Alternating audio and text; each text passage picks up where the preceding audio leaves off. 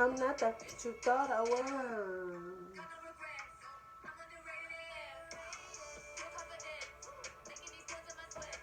Ooh.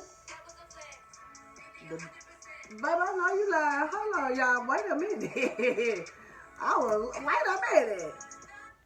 I was lighting up my sage. Why this door closed by itself?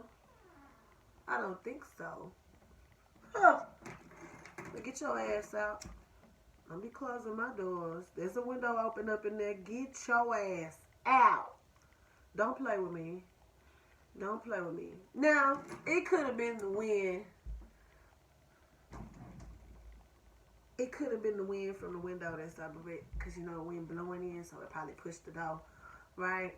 But still, it did that. Right when I was lighting up the sage, though, that's when they want to do that. Make it make sense. Make it make sense. But hey, y'all. Today, I was going to be doing a reading. I was, but my energy is just not for the reading today. It's not for it. I do have one plan, though. I do have one plan. I'm just, we're just not in the energy to do it today. So today, what I am feeling, though, is story time. Okay? That's what I'm really feeling. Story time. So if you look at my hair, you may get an idea of who we're talking about today. You may. It's an Orisha. It's an Orisha. Yes, it is. So let's go ahead and jump into it. Okay? Let me stop playing with y'all. We're going to be talking about Babalu. Yes, we're going to be talking about my encounter with Babalu. Yeah, you heard me. You heard me. I said what I said. Okay, because this actually happened. I know, too, I wanted to tell y'all about these two, but that's going to have to come later on because this is the one that just kept hitting me. It's like it's time to tell about your encounter with Babalu. I say, okay, I'll do it. So, this is what happened. This happened a couple weeks ago, y'all. I kid you not. It happened a couple weeks ago. So, I had just came back from either hanging out with my homeboy CJ or I came back from work. Okay? I can't remember which one, but I know it was darkest outside. Yes, honey, it was darkest outside. And when I got home, I was just so enamored with the stars. Because it's dark out here. I live in the country, right? It's dark. And so it's just like, that's when you really can really look up at the sky and just see everything. You literally see everything. It's so beautiful at night. It really honestly is. And one night, I don't know, I just got out the car and I just, for some reason, I just was just looking up. And I couldn't stop looking up. I was kind of like spinning in a circle, like just looking at the stars. I'm like, yo, this is really intense. It just, and then I could see something like flying in the sky, shooting. I'm like, wow. And then when I finally was like, let me go my butt in the house. And I finally like get my gaze back in the normal gaze. I say, ah! I jumped. And this big white dog jumped too. I scared him. He scared me. I scared him. He scared me. Because I'm like, where the did you come from? I'm like, well, where did you come from, sir? And I was like, the first thing I was like, wait a minute. Wait. The first thing I said literally was, let me go get your offering. I don't know what made me say that, but I was just like, let me go get your offering. I instantly knew, but the dog, he kind of like, before I said that though, like, when he jumped, I jumped. He kind of like walked up on me, and he was sniffing and just looking at me up and down. And I said, let me go get your offering. Hold on. Let me go get I mean, he didn't bark a lick. Y'all, I'm 5'11". I'm 5'11" now. I'm pretty tall. And this dog, I got a long torso and long legs. And this dog was to my belly button. Okay, so if he would have stood up on them hind legs, I'm pretty sure he was bigger than me. Like, this dog was big. I'm not shitting if I'm lying, I'm dying. You see, I ain't dying, right? Thank you.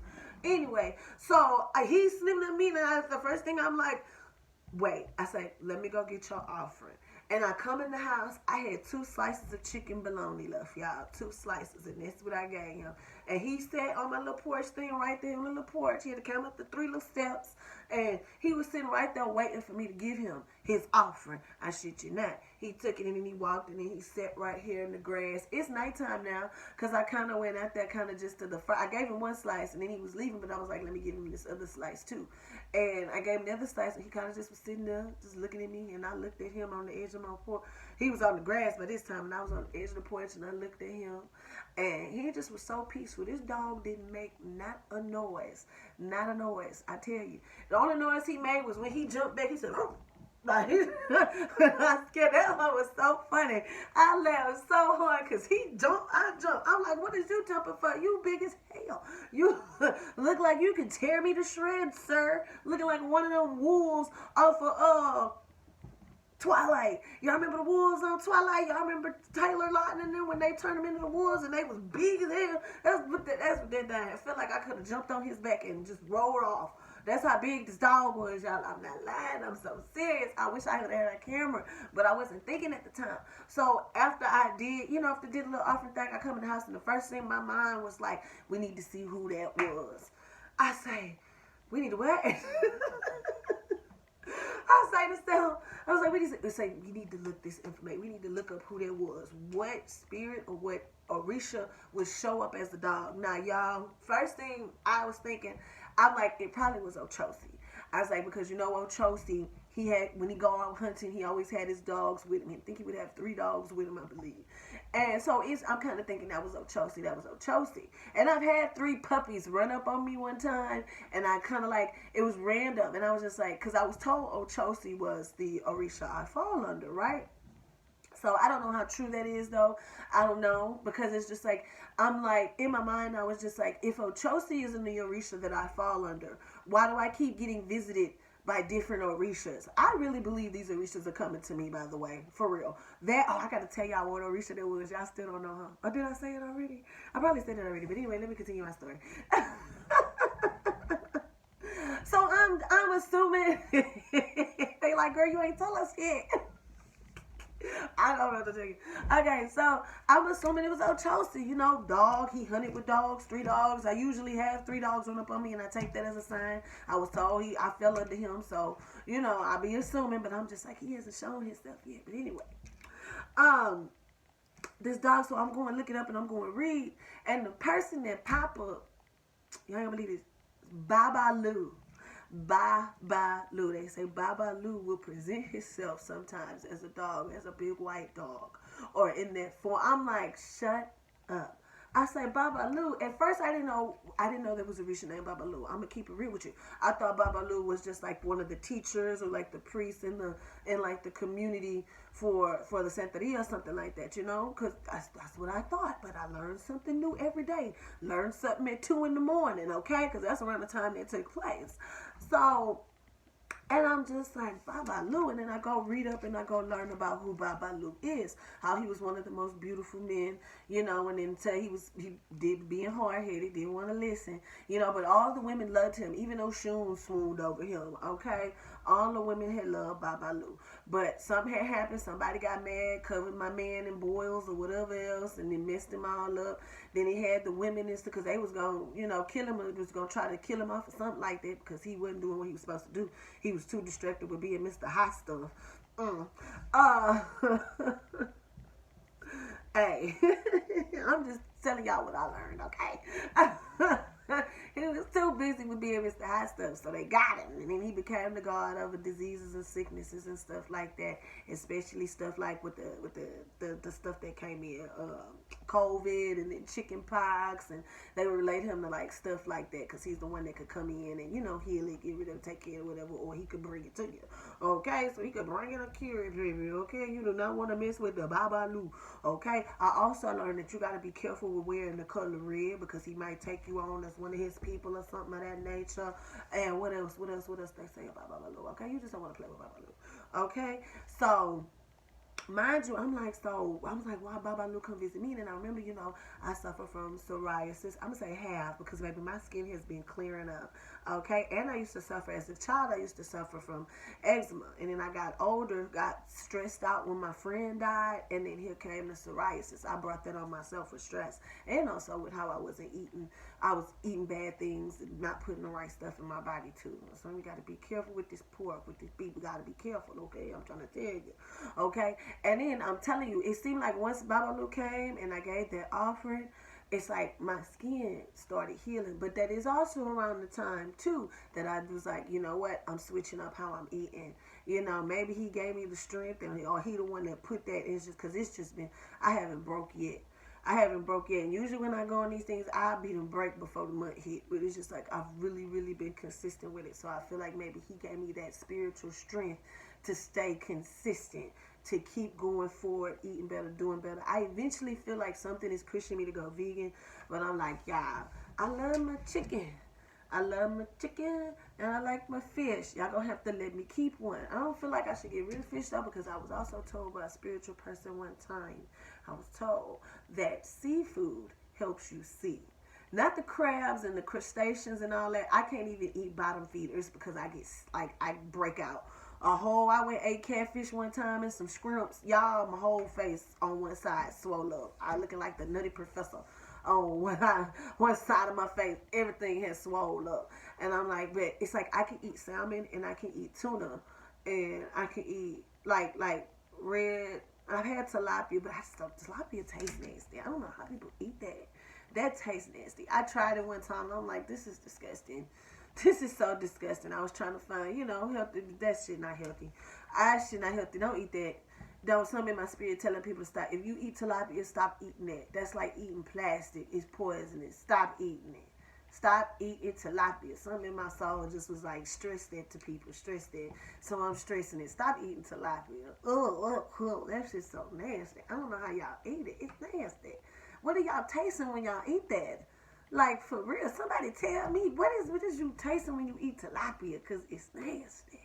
Okay, but you know what is good? Some salmon, some tuna. What was this other fish I had one time? No? Okay, let's get back on track. But anyway, I know eventually I feel like I'm kind of being pushed to go vegan, but we'll let that pass on. But anyway, Babalu was just like, man, when I seen this was crazy. It was crazy, y'all. So it's just like I feel like once he came, I started doing better. I really do feel that. But also, there's another part to this because I had another reason why I feel like it's Babalu too, because I was setting up my altar one day. This is a couple days after that had happened with the dog, right? So I was setting up my altar one day and I just kept hearing, put out an offering of peanut butter, banana, bread, banana, and peanut butter. And I just kept hearing it, y'all. I kept hearing it. I'm like, dang, okay. So I set up my altar, my candles all together and whatnot. And I get the bread, put the peanut butter, and I use honey wheat bread. Oh, I love honey wheat bread. Ain't no other bread is better. Do you hear me? You hear me? Honey wheat bread is the best bread. Thank you very much. So I put the peanut butter and I put the bananas. I set it out and I set it out on the side of the door because I had my Babalu tell me, my teacher, had taught me, whenever you set out an offering or something, put it by the door. I say, okay, I'll put it by the door on the outside. Because I usually try to keep, I ain't gonna lie, I try to keep it by my altar sometimes. Because you could do both. You could set outside, you could put it on your altar. But this time, my spirit was just like, no, set it outside in front of the door. And I fought with it too. I ain't gonna lie to you. I'm like, I don't want to put it outside. I want to put it right here by the candles. I like it better by my candles, by the water. That's where I like it. That's where I want it to be. But my soul was just like, no. It's like I had it up there, but my soul just was like, it was bothering me. I'm telling you, it stressed me out. And I say, okay, I'll put it outside. So I put it outside, right? And the next day when I woke up and I go outside to go check to see if it's gone, right? To see if it's there or whatever. And the bread and the peanut butter is gone, but the bananas are stacked in a nice little neat pile in front of my steps, in front of my 3 steps to get into my door. There's placed right in front of my steps, and it was covered in butterflies. I was like, I say, I take this as a good sign, honey. I took that as a real good sign. It was covered in butterflies.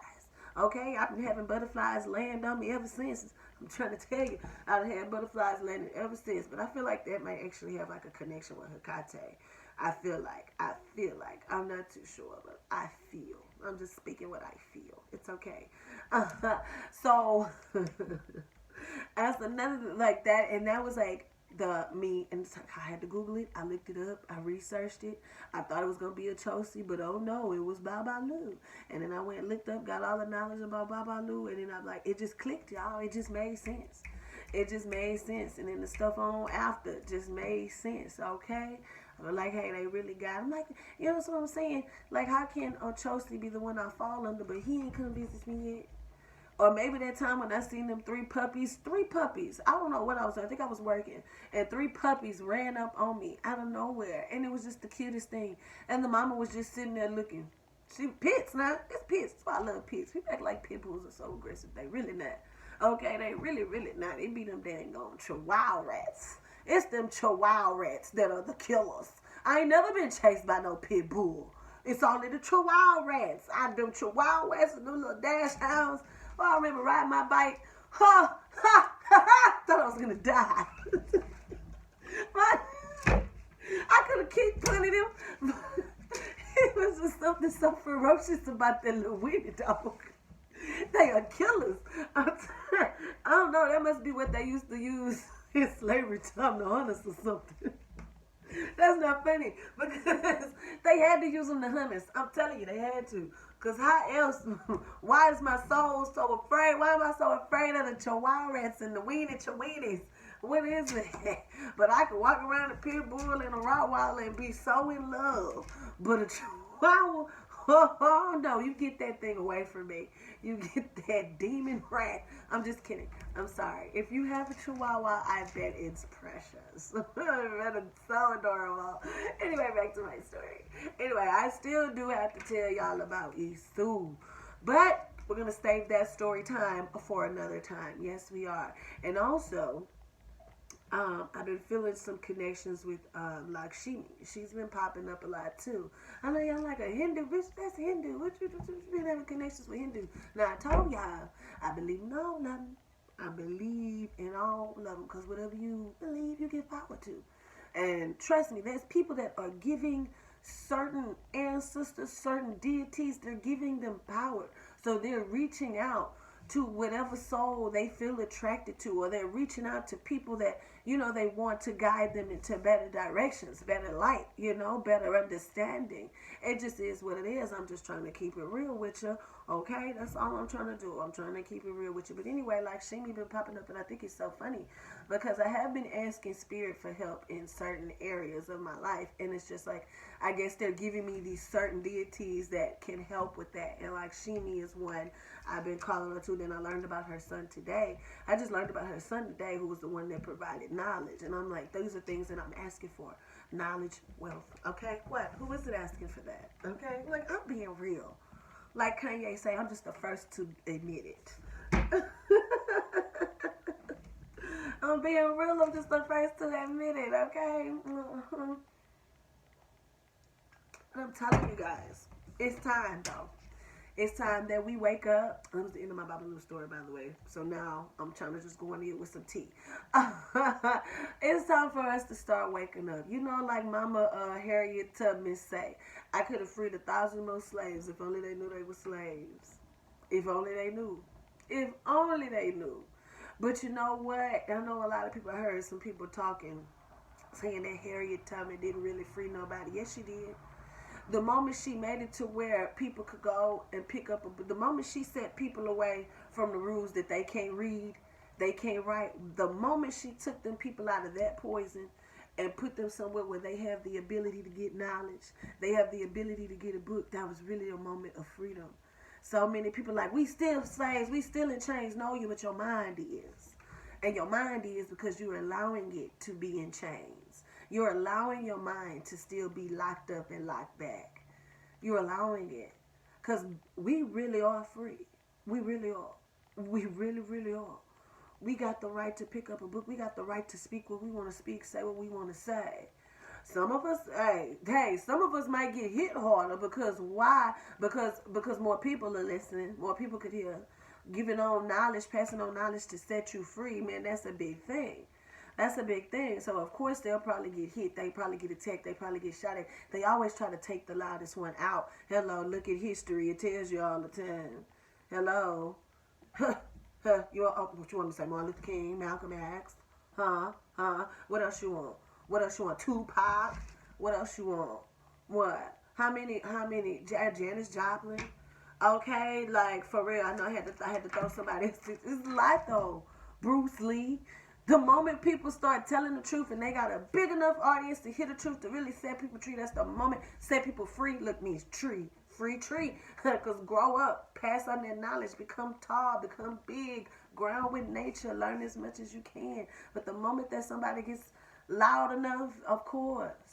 Maybe that's what really is what scares people, is the fact that the moment you get loud enough, you know they looking. You know they gonna see. You know they gonna try to stop you. Look at Dr. Sebi. Baby, they tried to silence Dr. Sebi so much, child. Y'all know Dr. Sebi. Y'all know him. The man that found the cure for everything.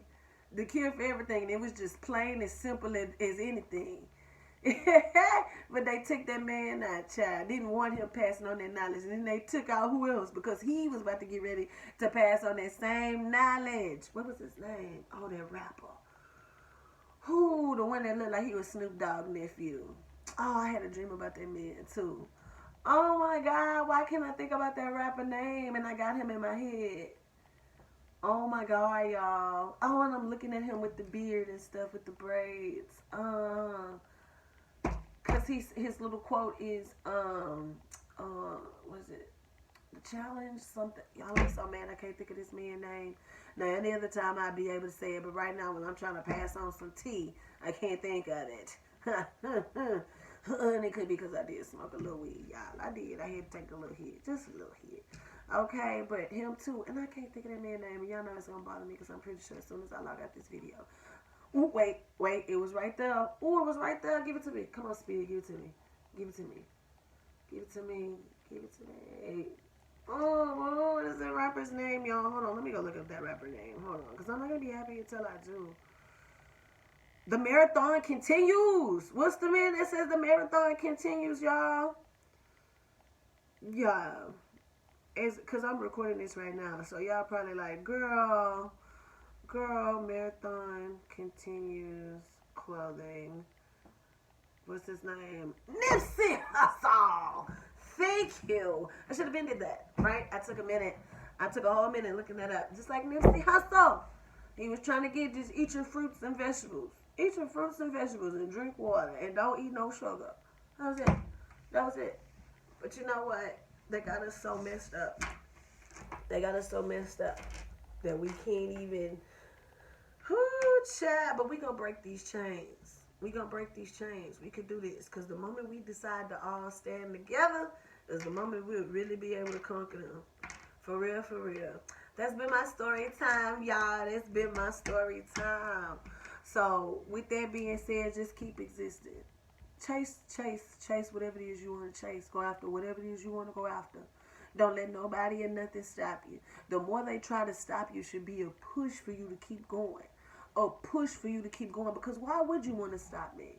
Why do they want to stop you? Ask yourself that. Why don't you want me to do this? Why are you telling me no? It should always be yes. And as long as you ain't hurting nobody, okay? As long as you ain't hurting nobody, it should always be yes if it's something you want to go after.